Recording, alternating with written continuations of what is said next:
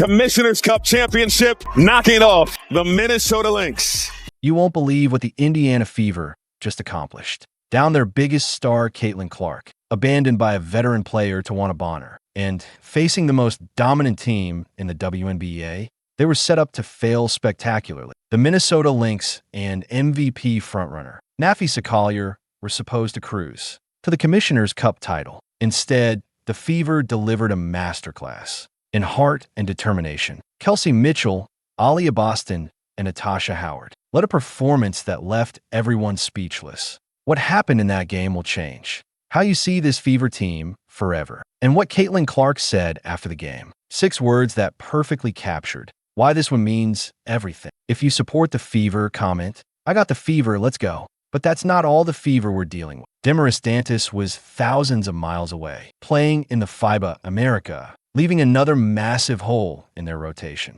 Then you have the Duana Bonner situation. That absolutely shocked everyone. Here's a veteran player the Fever signed in the offseason to add experience and leadership. What does she do? She quits on the team after just 9 games and gets waived. Talk about abandoning your teammates when they need you most. Now let's talk about who they were facing. The Minnesota Lynx weren't just good, they were dominant. A 14-win, 2-loss record heading into this game made them the best team in the entire WNBA. They were the defending Commissioner's Cup champions, playing on their home court with Nafisa Collier leading the charge as the MVP frontrunner. The sold-out crowd was electric, ready to watch their team repeat as champions. Las Vegas had the Lynx favored by 14 points. 14 points. The basketball world had already written the Fever's obituary before tip-off. Sports analysts were talking about how this would be a blowout, how Indiana had no business being on the same court as Minnesota without their best players. Here's where it gets really tough for the Fever.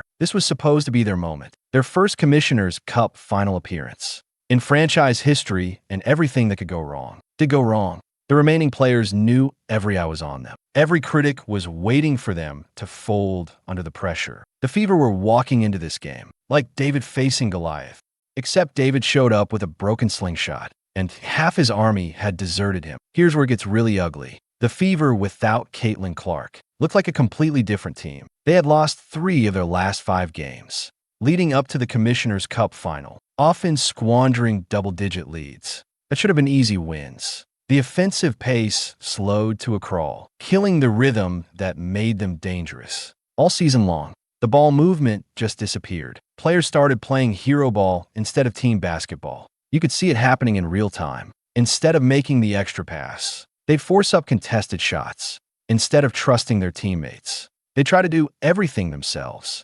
This wasn't the Fever team that had been exciting fans all year. Let's talk about Aaliyah Boston. She's one of their best weapons, but she wasn't getting the passes she needed to dominate in the paint. Boston thrives when she gets the ball in her spots, but her teammates weren't finding her. She'd establish position down low, call for the ball, and watch as guards forced up shots from the perimeter instead. You could see the frustration building on her face. The team's identity seemed to vanish.